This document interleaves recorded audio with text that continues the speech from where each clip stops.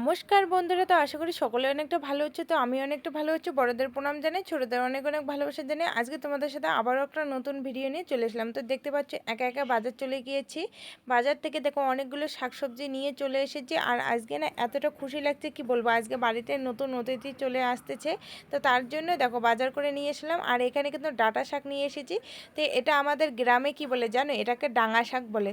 তো আমি এটাকে ডাঁটা শাকে বলি।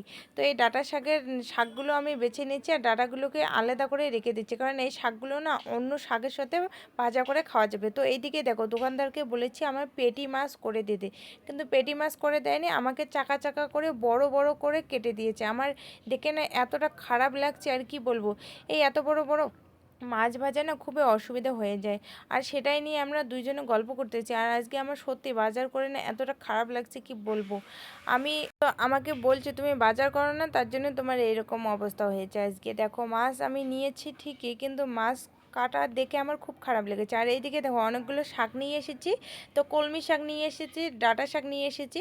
তো ডাঁটা শাকের পাতাগুলো এই কলমি শাকে দিয়ে কিন্তু ভাজা করে খাবার। ব্যাঙ্গলে আসার পর থেকে কিন্তু কোনো শাকসবজি সেরকম খাওয়া হয়নি, শুধু খেয়েছি পালং শাক। তো পালং শাক খাওয়ার পরে দেখি আজকে বাজার গিয়ে দেখি কলমি শাক বেরিয়েছে, তার জন্য আমি নিয়ে চলে এলাম।